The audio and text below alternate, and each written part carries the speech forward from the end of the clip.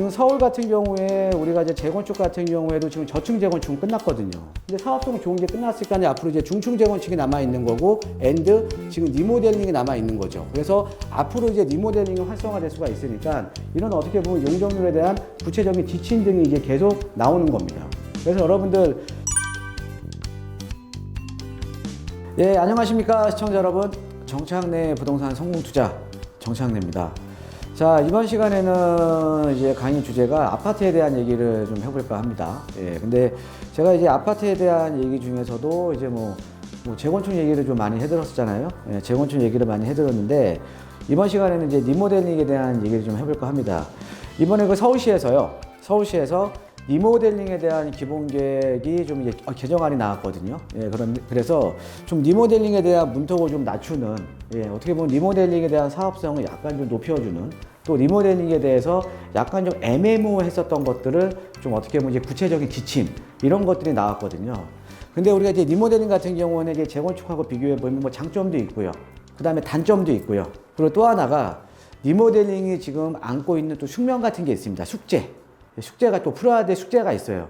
예, 이런 것들도 아울러서 제가 좀 말씀을 드릴 테니까, 이게 뭐 리모델링, 재건축 뭐 이런 거 나오면 좀 어렵다고 생각하시는데 쉽습니다. 예, 좀 제가 쉽게 풀이를 해드릴 테니까 그 강의 들으시면 그래도 좀 투자하시는데 좀 많은 도움은 되실 겁니다. 자, 그러면 제가 먼저 이 재건축하고 리모델링을 한번 비교를 한번 해볼게요. 아무래도 이 비교하는 게 여러분들께서 좀 알기가 좀 편하시거든요. 자, 우리가 이제 재건축, 그 다음에 이제 리모델링이 있죠. 자, 이 재건축 같은 경우에는 이제 법적 근거가 틀립니다. 리모델링이랑. 자, 재건축 같은 경우에는 이 도시 및 주거환경 정비법, 그래서 줄여서 우리가 도정법이라고 하거든요. 예, 도정법이라고 많이 얘기를 하는데, 우리가 여러분 잘 아시는 뭐 재개발도 뭐 이제 도정법상에 있는 거고요. 그 다음에 이제 재건축도 마찬가지입니다. 그래서 도시 및 주거환경 정비법이 이제 법적 근거고요. 자, 리모델링 같은 경우 얘랑 틀려요. 얘랑 틀립니다. 그래서 주택법, 여기 또 이제 건축법 같은 게 또 들어가고요. 그래서 이 법 자체가 틀립니다. 법 자체가. 자, 우리가 이 법 자체가 틀리다는 건 어떤 거냐면 여기에 가해지는 규제라든가 이런 것들이 판이하게 틀린 거예요. 판이하게. 예, 그렇게 좀 이해를 하시면 될 것 같고요. 자, 그 다음에 이제 리모델링 같은 경우에는 우리가 뭐 이제 수직 증축이 있고 이제 수평 증축이 있는데, 여러분들 우리가 재건축 안전진단 같은 거 있죠? 안전진단.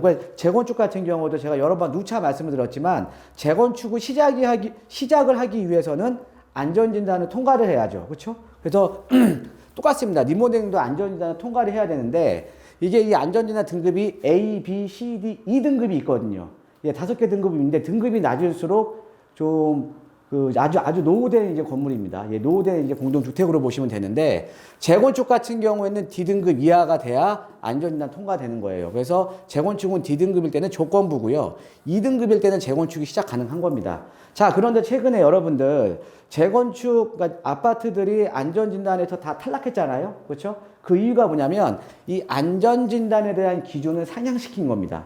예, 기준을 상향시켰으니까 안전진단 통과가 상대적으로 어려운 거예요. 즉, 지금 이 안전진단 기준 강화로 인해서 재건축을 시작하기가 좀 어려워졌다라는 거죠. 예, 그렇게 좀 이해를 하시면 될 것 같고요.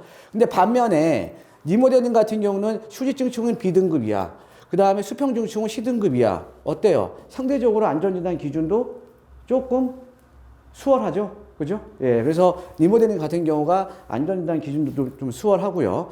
자, 그 다음에 우리가 재건축 연한. 그러니까 연한이 뭐냐면은 아파트가 준공된 지 몇 년이 지나야 재건축이 가능하냐. 재건축 연한은 준공 후 이제 30년입니다. 자, 그 다음에 리모델링은 준공 후 15년 이상이면 가능해요. 그러니까 요거 충족하면은 이제 가능하다라는 거죠. 그렇죠? 자, 그 다음에 우리가 재건축 같은 경우에는 뭐예요? 전면 철거. 다 때려 부시죠, 그냥. 다 때려 부시고 새롭게 신축을 하죠. 그죠? 자, 그런데 리모델링은 대수선. 예, 그러니까 수선을 하거나 이제 부분 철거 후에 증축을 하는 구조입니다. 예, 그래서 리모델링, 재건축이 약간 틀리고요. 그 다음에 이제 증축을 할 때 증축 범위는 어떠냐? 우리가 리모델링 같은 경우는 기존에 갖고 있던 전용 면적의 30~40% 이내에서 이제 좀 면적이 좀 늘어나는 거죠. 자, 그런데 이 재건축은 용도 지역 내, 만약 2종일 경우에는 용도 지역 내 법정 상한선은 우리가 법적으로 정해져 있는 건 서울시 조례는 200%지만 법정 상한선은 250%입니다. 그러니까는 이 용도 지역, 그러니까 2종이냐 3종이냐에 따른 용도 지역 내 용적률 범위 내에서 이제 신축이 가능한 거죠. 예, 신축이 가능한 겁니다.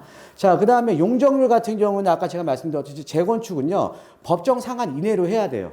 자, 그런데 용적률은 건축 심의로 우리가 결정을 할 수가 있는데, 그러니까 법정 상한을 초과할 수도 있는 거예요. 그런데 이거에 대한 구체적인 지침이 약간 좀 미비했습니다. 근데 이번에 이게 서울시에 나온 거죠. 그 자료를 제가 좀 이따가 보여드릴 거고요. 예. 자, 그래서 리모델링이나 재건축은 약간 틀리죠? 그죠? 예, 약간 틀립니다. 자, 그 다음에 이제 재건축과 리모델링을 할 때 가장 근데 중요한 요소는 당연히 일반 분양분이 많아야겠죠. 그렇죠? 우리가 일반 분양분이 많아야 조합의 수익이 커지는 거 아닙니까? 그래서 그걸 우리가 사업성이라고 하거든요. 근데 이 사업성을 판단하는 기준 자체가 우리가 보통 용적률이 그래서 가장 중요합니다. 그러니까 기존의 용적률이 낮으면 낮을수록, 그러니까 법정 상한선 이내 용적률까지 가능하기 때문에 많은 일반 분양분이 나오겠죠. 그럼 일반 분양분이 많을수록 추가 분양금이 좀 낮아지겠죠. 일반 분양분이 많을수록 조합원의 부담이 좀 적어지겠죠. 왜? 분양 이익이 크니까, 예, 그걸로 이제 뭐 사업비라든가 이런 것들을 많이 충당을 할 거 아닙니까? 그죠? 자, 그런데 최근에 이제 리모델링의 곽강을 받고 있는 게요. 어떤 거냐면, 사실 리모델링의 태생 자체는 재건축에 비해서 사업성이 떨어집니다.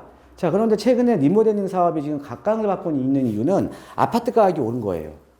아파트 가격이 오르다 보니까 일반 분양 세대적은 리모델링도 지금 관심들을 많이 가지시는 거죠. 이해되시죠? 예, 그래서 우리가 재건축이나 리모델링에서 가장 중요한 거는 바로 사업성입니다. 근데 사업성을 판단하는 잣대가 뭐예요? 바로 용적률입니다. 물론 이제 나머지 외에도 여러 가지가 있겠지만 용적률이 가장 중요하다라는 거죠. 자, 그래서 이 재건축과 비교해서 이 리모델링의 장점을 보면요. 자, 먼저 첫 번째, 재건축에 비해서 사업이 많이 간소화되어 있습니다. 우리가 재건축 같은 경우는 아까 안전진단 받기도 상당히, 안전진단 통과하기도 어렵잖아요. 그렇죠? 그리고 이제 안전진단 이후에 구역 지정, 그 다음에 추진위원회, 그 다음에 조합 설립, 사업 시행인가, 관리 처분, 이렇게 가는데 이거에 비해서 리모델링은 사업이 상당히 좀 간소화됐습니다. 그래서 재건축에 비해서 만약에 똑같이 시작을 하면 리모델링이 좀 더 빠르다. 예, 라고 이제 보시면 될 것 같고요. 자, 그 다음에 우리가 이제 재건축 같은 경우에는 아까 법 자체가 틀리죠? 법 자체가 재건축은 이제 도정법 사업으로 가는 거고 지금 리모델링은 주택법 사업으로 가는 거기 때문에 자, 우리가 재건축 초과이익 환수제는 뭐예요? 도정법상의 재건축 초과이익 환수제 영향을 받는 겁니다. 추계가열지구 내에서. 자, 그러니까 이 재건축은 우리가 이 재건축에 대한 초과이익 환수제가 있잖아요. 그죠? 어떻게 보면 이 조합원들, 재건축 조합원들 입장에서는 세금에 대한 부담이 높아지는 거죠. 그죠? 자, 그런데 리모델링은 재건축 초과이익 환수제 적용이 안 됩니다. 안 되죠. 그러니까 이런 부담이 좀 적죠. 자, 거기다가 우리가 재건축 아파트 같은 경우에는 자, 조합원 지위양도 금지가 언제부터 안 되죠? 조합 설립 인가 이후부터는 10년 보유, 5년 거주한 장기 보유자권 외에는 조합원 지위양도가 안 되죠. 그죠? 그렇죠? 근데 리모델링은 또 이 적용이 안 된다라는 거죠. 예. 자, 그다음에 기부 체납에 대한 부담이 상대적으로 적습니다. 그러니까 우리가 재건축을 하게 되면 법정 용적률까지 상향을 하게 되면 그만큼 임대주택을 지어야 되거나 이런 임대주택과 기부 체납에 대한 부담이 있거든요. 자, 그런데 리모델링은 이런 임대주택 같은 기부 체납 부담이 상대적으로 적어요. 리모델링 같은 경우는. 자, 그 다음에 아까 보셨듯이 법정 용적률 제한이 없다라는 거죠. 자, 아까 재건축은 법정 상한 이내에서만 하는 거지만 이 리모델링은 뭐예요? 건축 심의를 해서 법정 상한도 초과할 수가 있다라는 거죠. 이게 장점입니다. 근데 장점만 있냐? 단점도 있죠. 자, 단점을 보면, 자, 아무래도 리모델링 하잖아요. 뭐 수직으로 증축을 하거나 수평으로 증축을 하면 어차피 뼈대를 살리고 가는 거기 때문에 내부 구조가 한계가 있죠. 그렇죠? 예, 요즘은 뭐 4베이에다가 뭐 4.5베이까지 나오는데, 재건축했을 때는. 그런데 리모델링은 아무래도 태생적으로 리모델링을 하더라도 기존 구조에서 많이 벗어나지 못하는 겁니다. 그러니까 구조적인 한계가 있다는 거죠. 리모델링 아파트는. 자, 그 다음에 재건축에 비해서 추가 분담금 부담이 조금 높을 수도 있겠죠. 그렇죠? 예, 왜? 기존 세대수 대비 15% 일반 분양이 가능한 게 리모델링인데, 근데 아무래도 일반 분양 세대가 재건축에 비해 적다 보니까 어때요? 조합원들 입장에서는 추가 분담금에 대한 부담이 좀 높을 수가 있습니다. 예, 리모델링 조합원들은요. 자, 그 다음에 이 리모델링 같은 경우는 재건축에 비해서 어때요?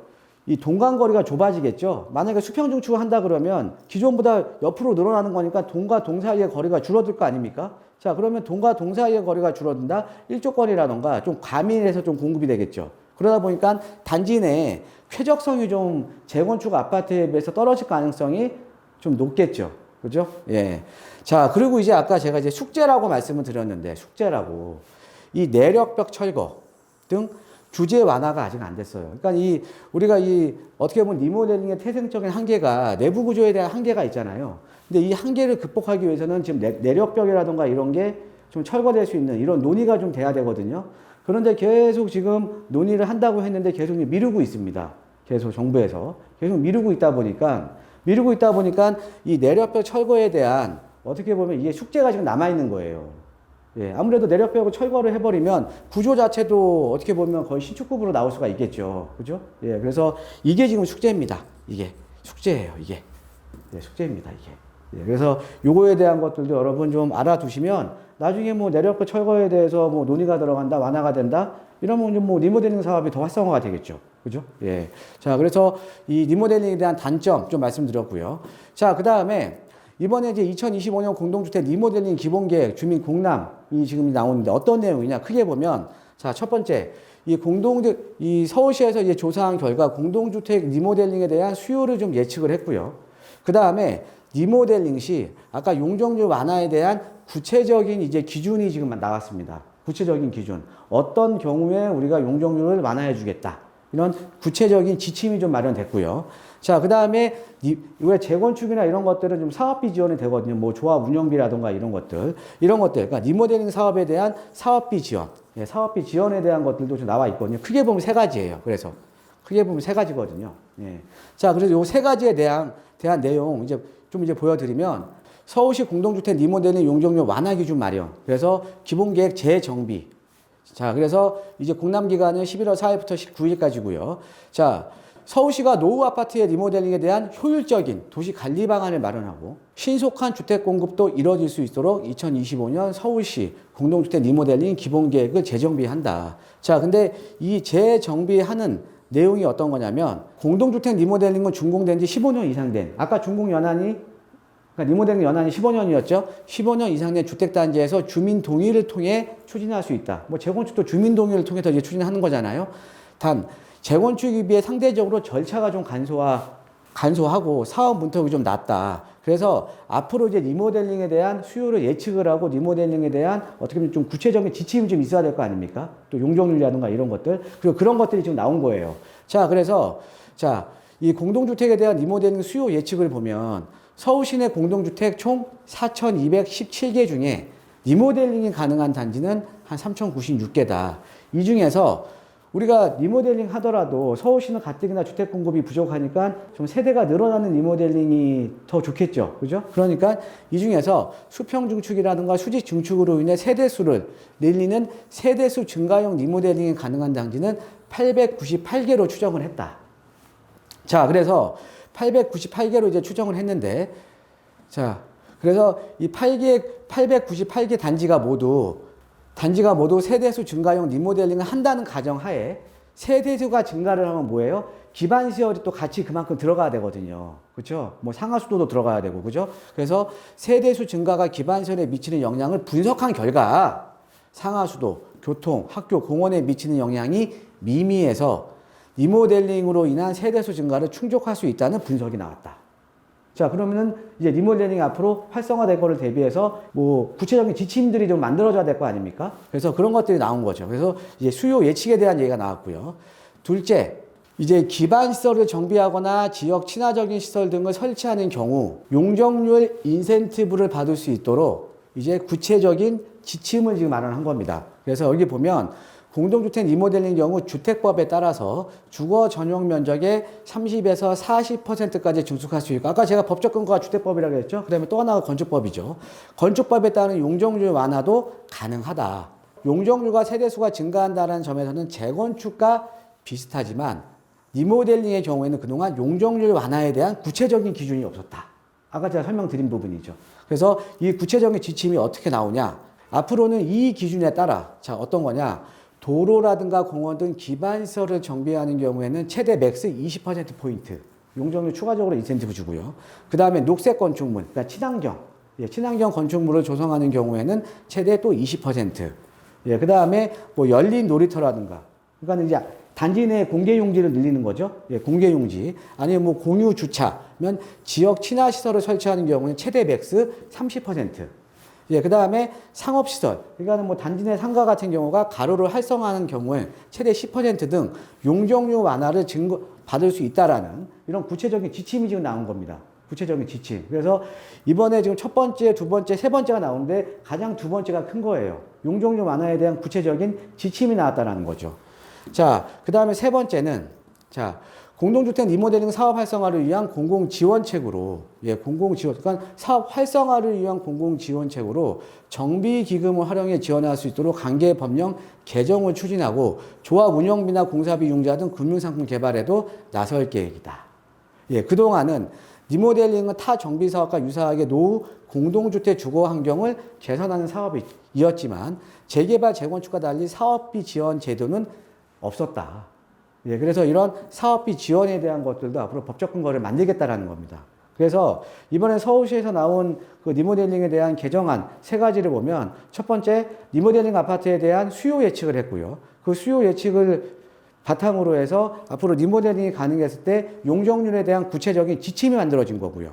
그 다음에 세 번째, 재개발, 재건축과 똑같이 사업비를 어느 정도 지원을 해주거나 기금으로 이렇게 지원을 해줄 수 있는 이런 법적 근거를 만들겠다라는 겁니다. 그래서 요 세 가지가 이번에 나온 내용이거든요. 예, 그래서 앞으로 이제 어떻게 보면 지금 서울 같은 경우에 우리가 이제 재건축 같은 경우에도 지금 저층 재건축은 끝났거든요. 그럼 남아있는 거는 중층 재건축이라는 거죠. 예, 중층 재건축이고 또 앞으로는 이제 아파트 이제 리모델링이 좀 남아있는 겁니다. 그러니까 중층 재건축과 리모델링을 통해서 좀 세대수를 늘려서 일반 분양물을 좀 늘리는 이거밖에 안 남았다라는 거죠. 그러니까 우리가 과거에는 우리가 저층 재건축이 상대적으로 사업성이 좋았잖아요. 근데 사업성 좋은 게 끝났으니까 앞으로 이제 중층 재건축이 남아있는 거고, 지금 리모델링이 남아있는 거죠. 그래서 앞으로 이제 리모델링이 활성화될 수가 있으니까 이런 어떻게 보면 용적률에 대한 구체적인 지침 등이 이제 계속 나오는 겁니다. 그래서 여러분들 최근에 이제 리모델링 아파트에 좀 관심들 많으시거든요. 그래서 이런 것들도 한번 좀 알아두시면 좀 괜찮겠죠. 그리고 아까 제가 말씀드렸지 마지막으로 하나 또 말씀드릴 게 아직은 그러니까 아까 그 내력포 철거라는 그러니까 이 리모델링 아파트에 대한 태생적인 한계, 그거를 약간 극복을 할 수 있는 내력포 철거라는 또 하나가 남아 있습니다. 예, 이런 것들도 앞으로 어떻게 논의가 될지 예, 지켜보시는 것도 좋을 것 같습니다. 자, 여러분 이번 시간에는 예, 재건축과 좀 리모델링을 비교를 해서 이번에 나온 리모델링에 대한 개정안, 예, 기본 계획에 대해서 좀 설명을 드렸고요. 자, 여러분 요즘 뭐 부동산 고민 많으시죠? 예, 요즘 이제 최근에 이제 상담하러 오시는 분들 보면 뭐 다양합니다. 부동산 고민. 뭐 재개발 갖고 계시는 분들, 재건축 갖고 계시는 분들, 아니면 갈아타기 하시는 분들, 또 너무 요즘 아파트가격이 너무 이제 주택가격이 오르다 보니까 내가 가지고 있는 거 좀 팔고 자녀분 좀 해주고 그 다음에 자기가 또 살 집들, 아니면 또 뭐 좀 재개발 가능 지역에 자녀 명의로 뭐 소액 투자하는 방법 아주 다양하게 있습니다. 그러니까 이런 부동산 고민 있으시면요, 주저하지 마시고 정착내의 부동산 성공 투자와 함께 해주시면 감사하겠습니다. 자, 오늘 강의는 여기까지 하겠습니다. 고맙습니다.